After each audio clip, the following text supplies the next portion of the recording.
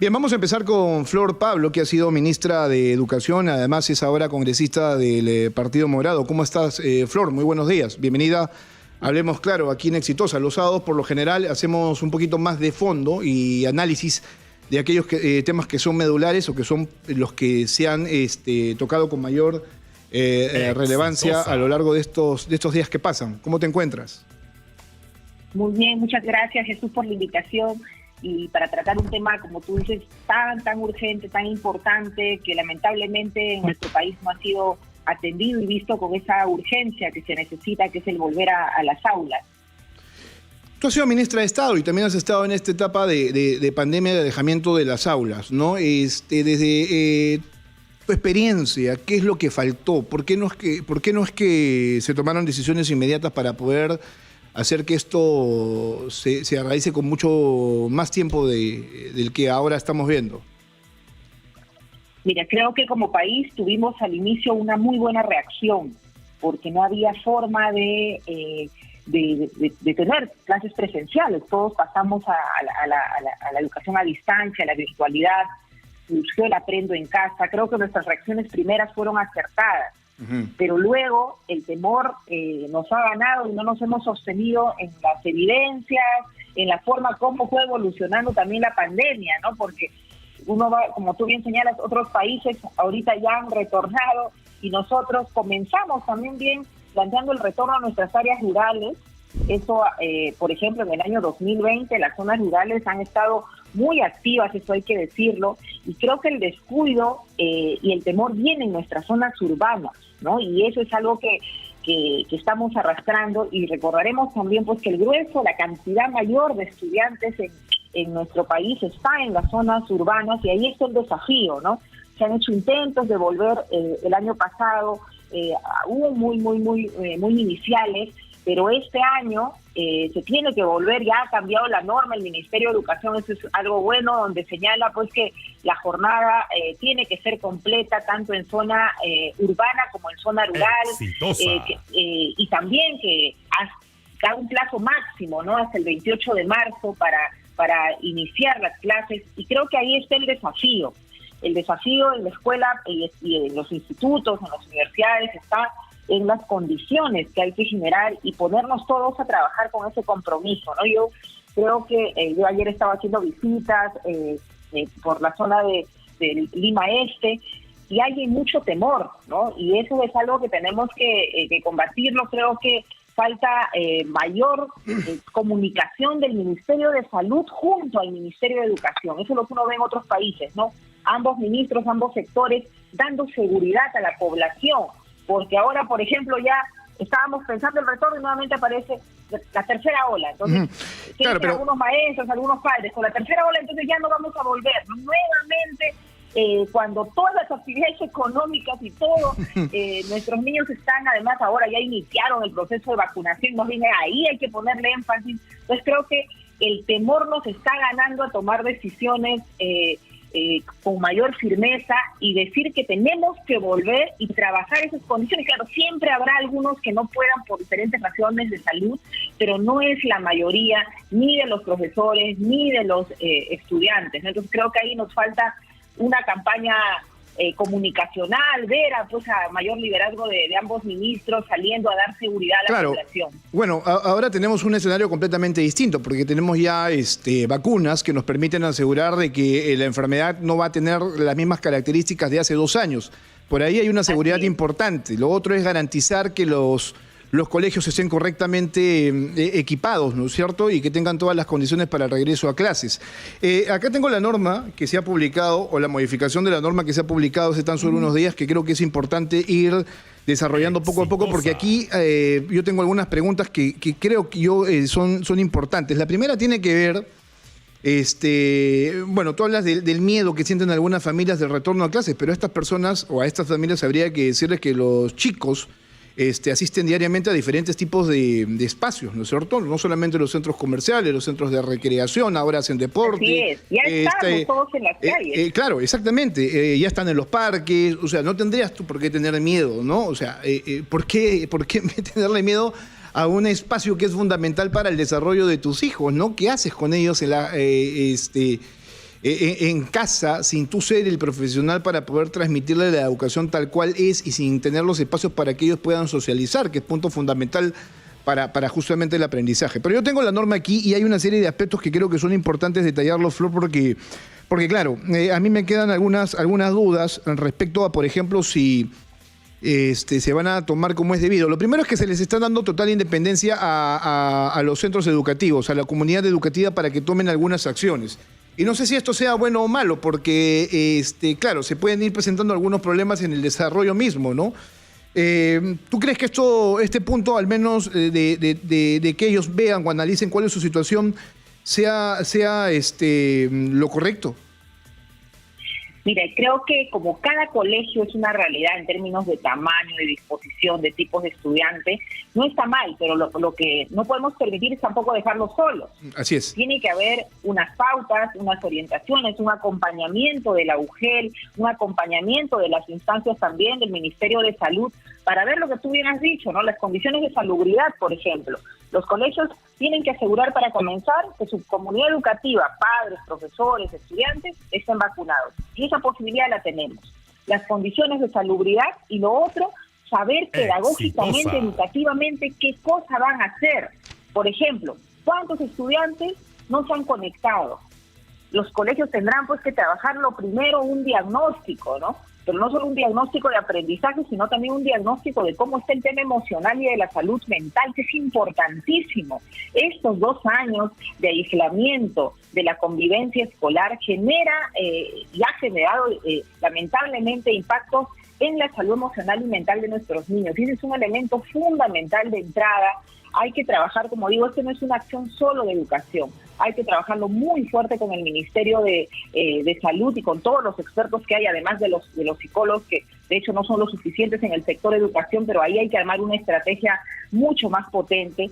Ese es, por ejemplo, un vacío todavía. No tenemos desde el sector una estrategia articulada con salud de cómo enfrentar la salud mental y emocional de nuestros niños. La cantidad de niños con problemas de ansiedad, con problemas diversos que el Ministerio de Salud va reportando, es un tema que hay que atenderlo, ¿no? No solo de los niños, de los adultos también, por supuesto, que son quienes se hacen cargo de los menores. Entonces creo que la vacunación, las condiciones de salubridad y cómo vamos a abordar lo pedagógico. ¿Cómo vamos a recuperar a esos niños que han estado desconectados? Van a haber diferentes niveles. En un aula va a ser como tener 4 aulas distintas, ¿no? Y ese trabajo va a ser muy, muy intenso. A eso voy también, que creo que es relevante.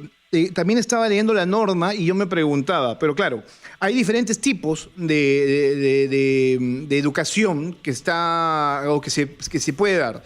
Presencial, semipresencial y la virtual, ¿no es cierto? Entonces, se le dice en la norma esta que el profesor va a tener la posibilidad de decidir sobre qué tipo de enseñanza dar. Ahora, yo me pregunto, ¿en una misma aula se pueden presentar diferentes tipos exitosa de educación? Pero ahora, ¿está el profesor capacitado para poder no solamente desarrollar clases con los que estén en aula, sino con los que no están en aula?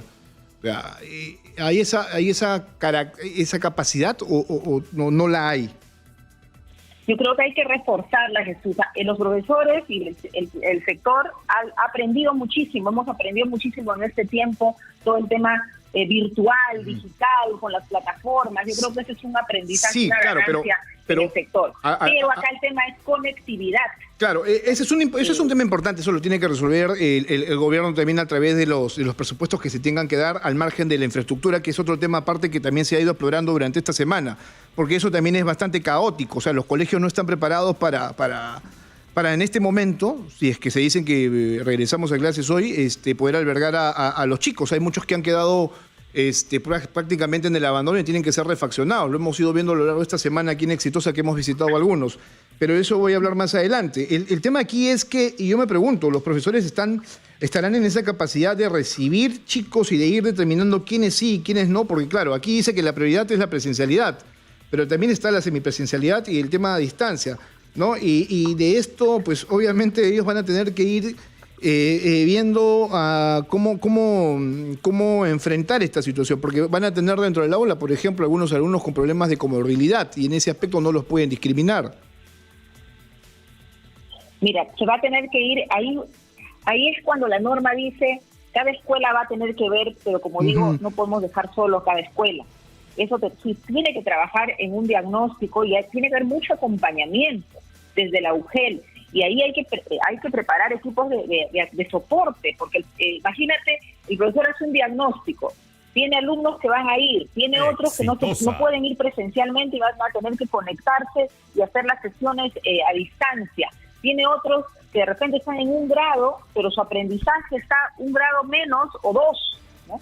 Entonces, hay una situación muy compleja, creo, no solamente es el tema de la seguridad, de las condiciones, sino de cómo vamos a abordar. Va a ser realmente, exige un cambio absoluto en la forma como hemos visto la educación y exige mucho trabajo efectivamente de los profesores, y ahí tenemos que prepararnos. Claro, tenemos que prepararnos con programas que respondan. Ahorita, en este mes de febrero, tendríamos que estar trabajando programas de capacitación justamente para abordar acá eso que se llama la flexibilidad, ¿no? Y eso es lo que nos está faltando dentro. La norma está, da las pautas, pero lo que nos están faltando son las herramientas para llevar a la práctica estas pautas que da la norma. Estamos en realidad a muy pocos días de que termine el mes de enero y ya tenemos esta noticia que es importante, que es el retorno a clases que tiene que ser seguro, que además tiene que ser acompañado por los maestros y por los padres de familia que forman parte de la comunidad educativa. Flor Pablo ha sido ministra de Educación y tiene un diagnóstico importante de lo que significa, ¿no es cierto?, el ir volviendo a clases y hacer esto de forma regular. Hemos demorado prácticamente 2 años, somos los últimos en abrir las escuelas y esto tiene que cambiar.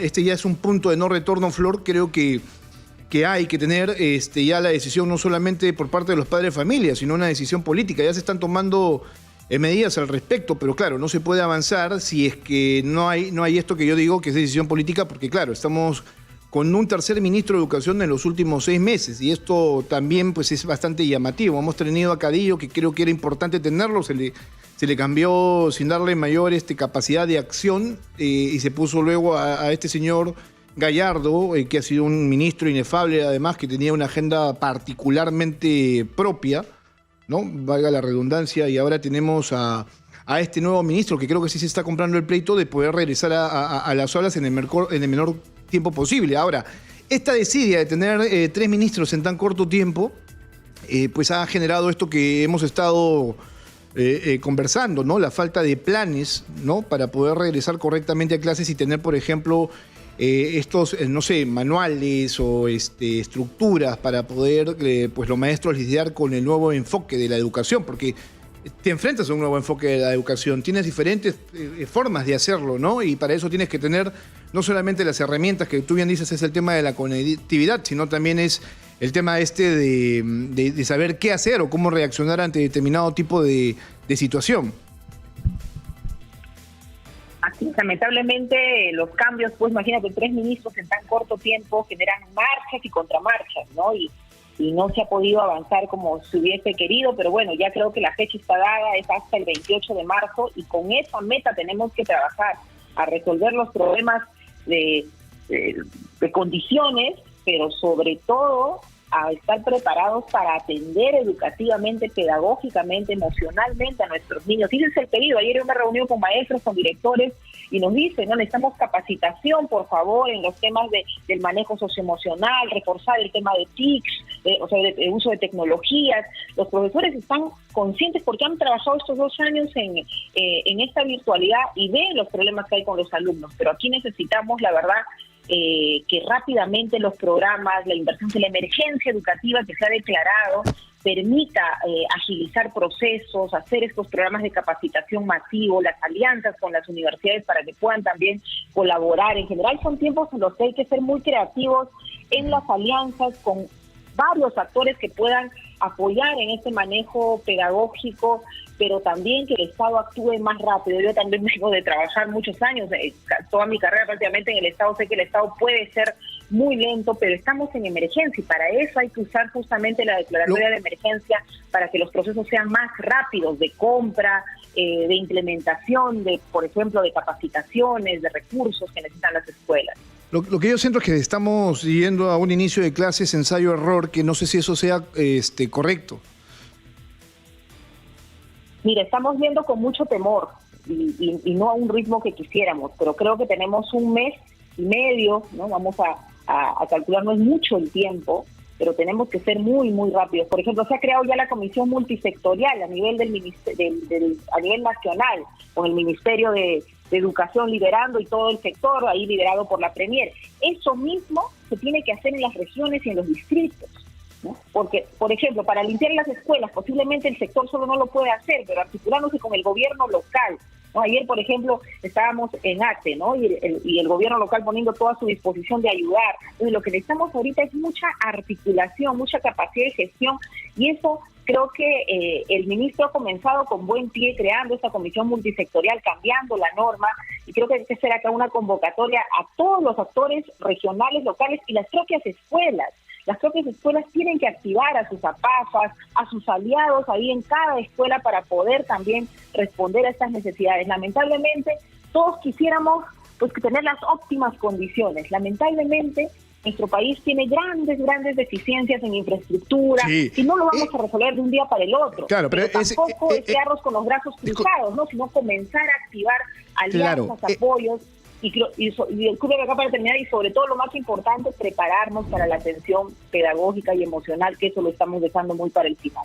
Ese es un tema, por ejemplo, el tema de la brecha en infraestructura, que a mí me es llamativo porque, claro, al margen de la pandemia, creo que se pudo generar una oportunidad. Tuvimos 2 años donde los chicos no han ido a los colegios y se pudo hacer algo más respecto a, por ejemplo, mejorar la infraestructura educativa. Se pudo invertir en ese momento, pero claro, repito yo, esto pasa por una cuestión de decisión política también y no la hubo. Se ha perdido tiempo en ese aspecto. Ahora estamos contra el tiempo, ¿no? 2 años que hemos perdido ahí, más bien hemos abandonado las escuelas. Exacto, a eso voy. Sucias, ¿no? ¿Qué fue lo que tú encontraste en ese aspecto? Porque mira, yo tengo aquí algunas cifras que creo que son interesantes. Las estaba dando el ministro Rosendo Serna a lo largo de esta semana y decía, pero ¿qué pasó, no? ¿Por qué no aprovechamos este tiempo perdido? ¿Por qué ahora sí reaccionamos faltando tan solo 1 mes y algo nosotros para regresar a clases?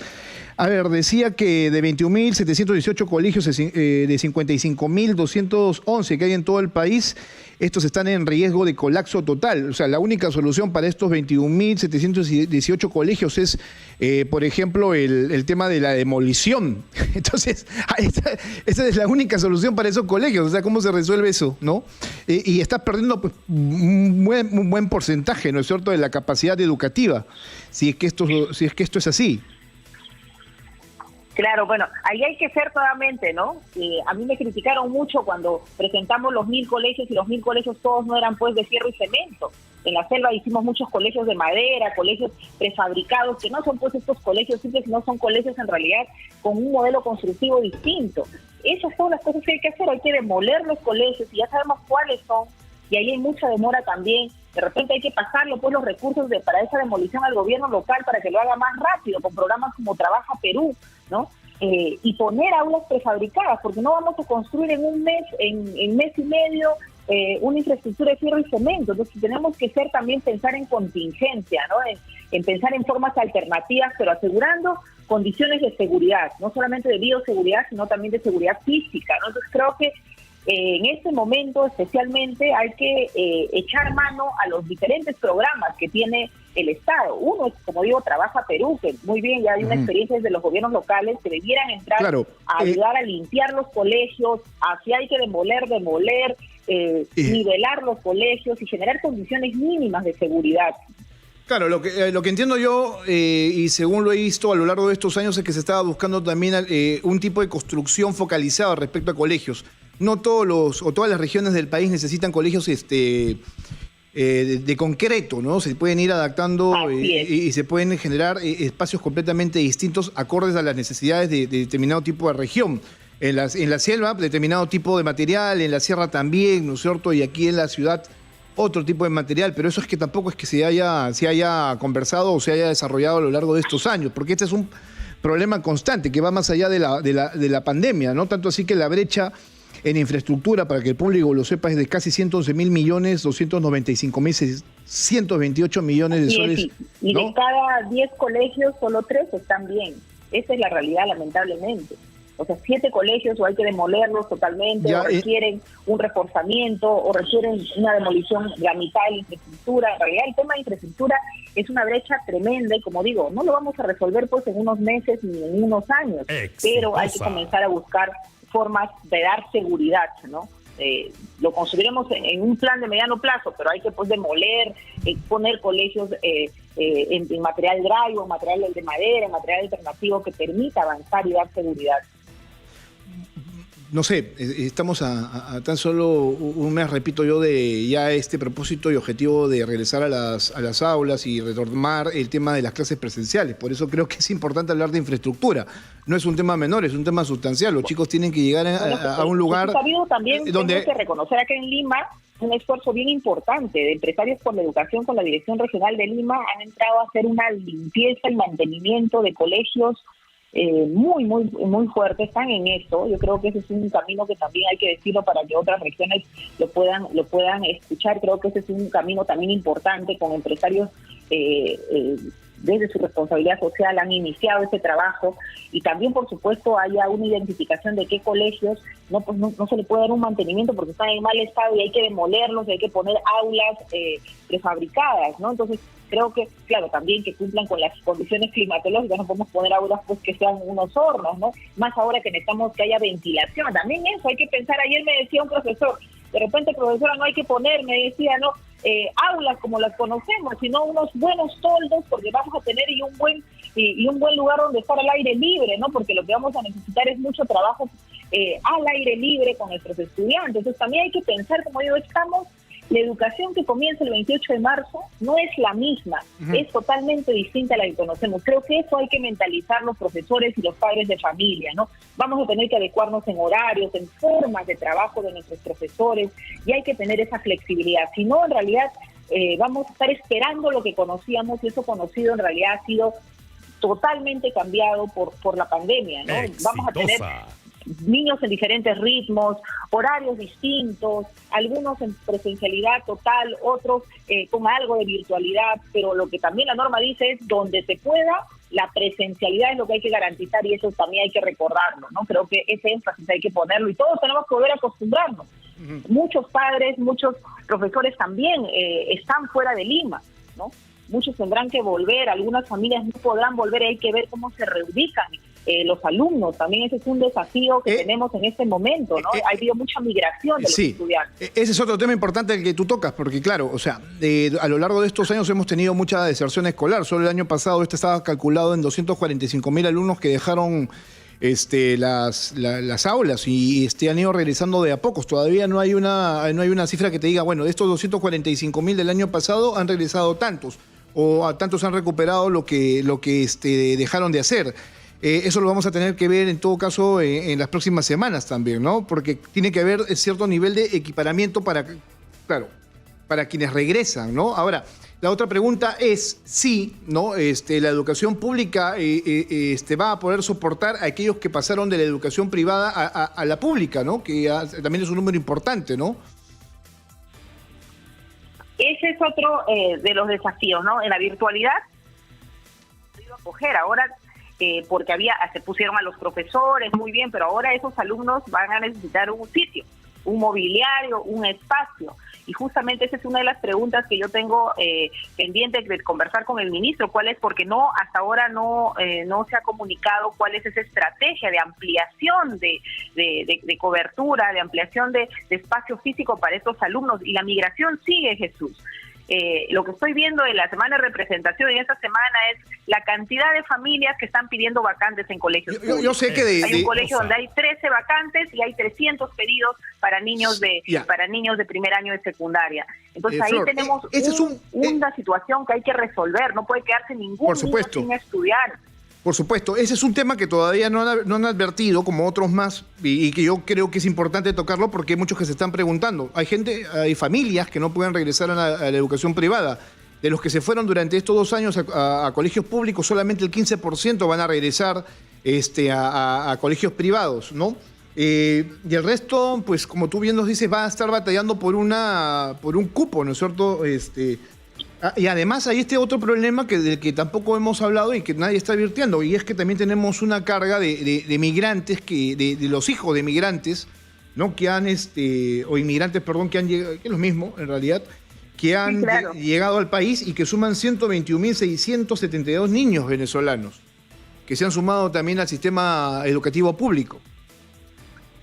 Así es, tenemos la migración de venezolanos o de niños venezolanos o de otras nacionalidades, pero mayoritariamente venezolanos. Tenemos la propia migración de de los estudiantes de las escuelas privadas a las escuelas públicas. Pues todos esos niños los tenemos que atender.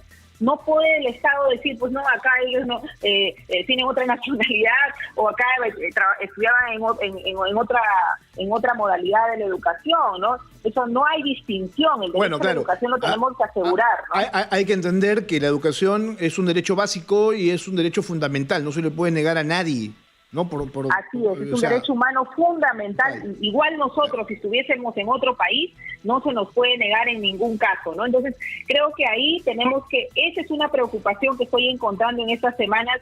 Hay un aplicativo que ha puesto el Ministerio de Educación para saber, ¿no?, cuántos necesitan vacantes. Exitosa. Pero el tema que voy encontrando es que no hay vacantes. Entonces, no hay vacantes, ¿cómo se resuelve? Buen dato. Ampliando aulas, ampliando profesores. Ese es un buen dato que nos estás dando que creo que todavía no lo hemos advertido. En efecto, ¿cómo es el tema de la carga de estudiantes? Son casi 7 millones a nivel nacional, ¿no? Y claro, o sea, estamos hablando de toda la población educativa, pero no sabemos cuántos todavía van a mantenerse en la educación pública, cuántos en la privada. Ahora, ojo, que esto que tenemos aquí es una normativa que habla directamente de la educación pública.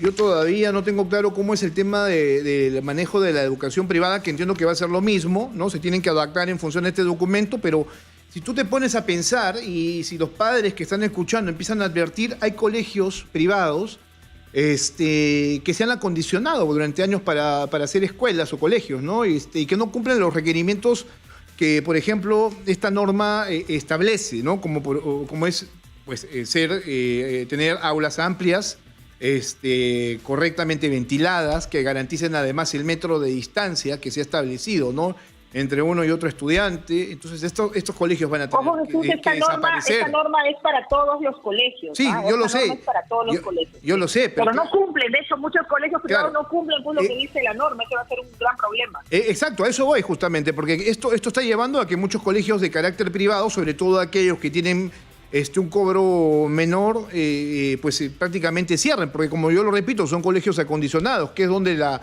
muchas familias ingresan o acceden porque entiendan de que si hay un costo, pagan algo, tienen un mejor nivel de educación. Y esto no ha sido así tampoco del todo, ¿no? No ha sido garantía, así es, garantía de una mejor educación. Ahí hay una situación que vamos a tener que ver, como digo, y la respuesta es que tenemos que ampliar educación pública, tenemos que crecer en vacantes, más profesores, y eso hay que trabajarlo desde ya. Yo creo que el aplicativo que ha sacado el Ministerio de Educación de matrícula, ¿no?, va a permitir tener una primera base de datos de cuántos alumnos están pidiendo vacante, y hay que darles a todos. No podemos decir acá solo nos alcanza para unos y no para otros, ¿no? Creo que esa es una respuesta que en las siguientes semanas, en los siguientes días tendrá que el Ministerio de Educación. Justo por este tema estoy pidiendo también una reunión con el ministro, porque es un tema muy crítico. No podemos permitir que la situación de pandemia que ha dejado a muchas familias con una economía pues que no pueden, especialmente en las ciudades donde hay más educación privada, no pueden enviar ya a sus hijos a una educación privada. La educación pública tiene que estar ahí presente para asegurar el derecho a la educación de todos los niños, las niñas y los adolescentes. Y aún queda pendiente todavía este tema de, por ejemplo, claro, se le está exigiendo a toda la comunidad educativa de que sea la vacunación y ya casi un tema obligatorio, pero en el caso de los alumnos eso todavía está por verse, ¿no? Ese es un tema también bastante grosso, porque claro, hay padres que son antivacunas, tú dices no van a querer vacunar a sus hijos. El tema es que si hay una obligatoriedad, ahí va a haber una contradicción, porque tampoco es que tú puedas discriminar. La vacunación es un tema que tenemos que avanzar, ¿no? Y creo que acá a los papás, a las mamás que nos están escuchando, decirle, bueno, todos, yo también tengo 3 hijos todavía menores, chicos, todos cuando son pequeños nuestros hijos los llevamos a vacunar, todos hemos manejado nuestra tarjeta de vacunación por diferentes situaciones que se les vacuna desde el sarampión, la polio, infinidad de vacunas que tenemos ya en el país.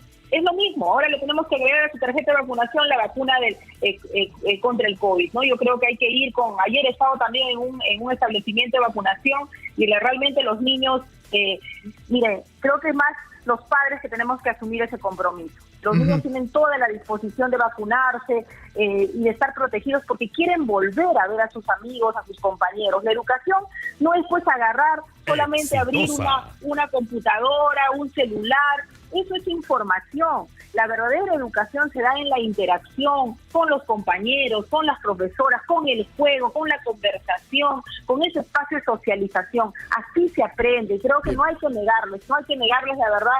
Yo creo que el mejor regalo que podemos hacer para nuestros hijos en este tiempo, una es vacunarlos, dos es poner todo nuestro esfuerzo en nuestra disposición para que vuelvan a clases. De verdad, yo ahí ya, no como congresista ni como ministra, no como madre, pedirle a las familias, como por padres, favor, que apostemos en el retorno, a las madres, a los padres, creemos realmente que en el retorno, ¿por qué? Porque les vamos a hacer un bien a nuestros hijos, sean pequeños o adolescentes, necesitan la socialización porque su salud mental, emocional está resquebrajada. Yo hablo con muchas familias ahí y me dicen, mis hijos han cambiado su estado de ánimo, ahora están más irascibles, más molestos, fastidiados. Bueno, ¿eso qué es? Necesitan, pues, esto es como las plantas y el agua, ¿no? Los niños, los adolescentes, para poder crecer, para poder aprender, necesitan estar con sus compañeros, con sus amigos, y eso se lo hemos negado durante 2 años, de hecho por una pandemia.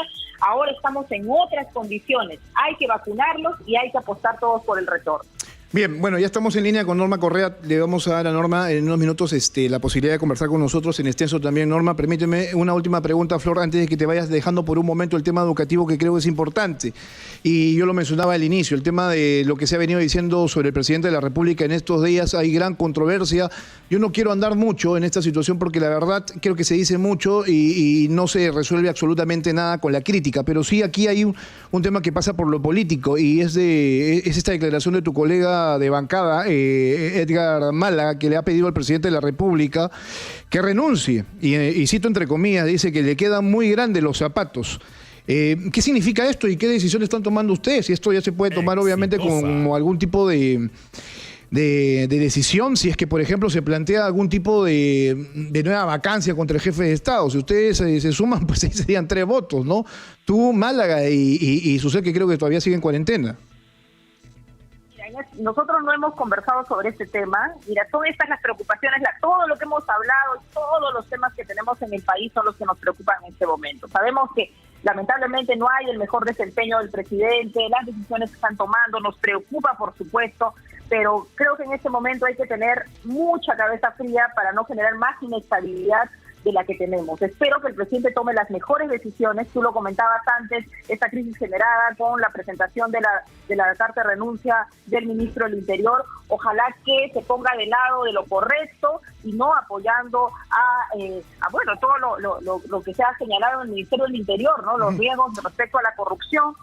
Yo espero de verdad que el presidente se dé cuenta y asuma, y ya deje de pensar que eternamente va a ser un aprendiz. Yo creo que la expresión de mi colega es una expresión, de hecho, del mismo fastidio que nos puede motivar, pero nosotros no tenemos una decisión respecto al tema de pedir renuncias ni pedir vacancias. No hay una decisión sobre ello, lo vamos a conversar. Ahorita nuestro rol está en la fiscalización. Y efectivamente, como todos los peruanos, sí nos genera mucha preocupación lo que pasa. Pero no hay una decisión sobre ello en este momento. Pero en todo caso se puede intuir ahí una decepción o cierto nivel de hartazgo, ¿no? Por parte al menos de Edgar Málaga. Y seguramente lo habrán conversado.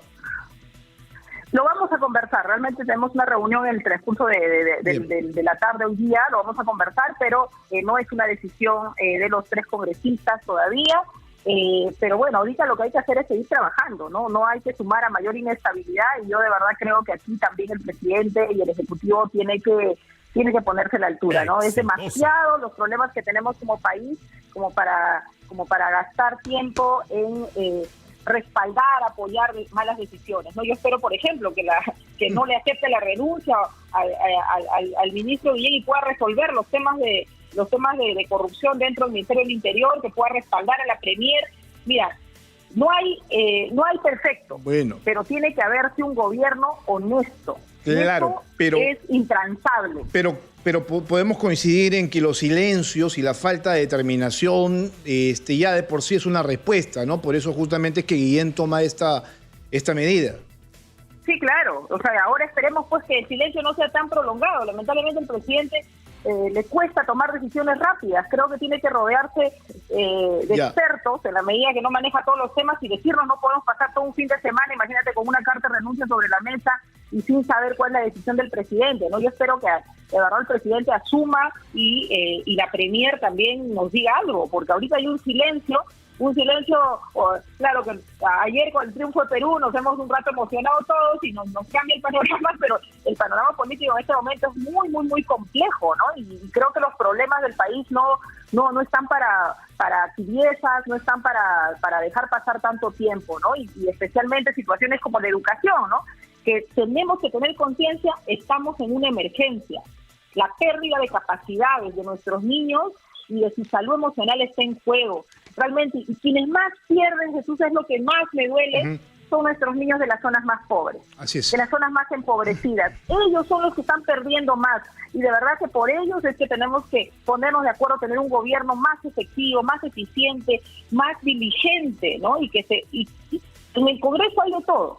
Habemos los que queremos colaborar, bueno, unámonos. Yo siempre he puesto mi posición así como critico, siempre estoy planteando sugerencias. Creo que eso es lo que nos está faltando y ya tenemos que dar la vuelta a la página, pero lamentablemente los actores políticos, entre ellos el presidente, no permiten ello, ¿no? Bien, muchas gracias, Flor. Un fuerte abrazo para Flor Pablo, ex ministra de Educación y actual congresista, siempre con este diagnóstico de lo que significa la educación y tenemos que volver ya. Y este programa está dedicado básicamente al regreso a clases.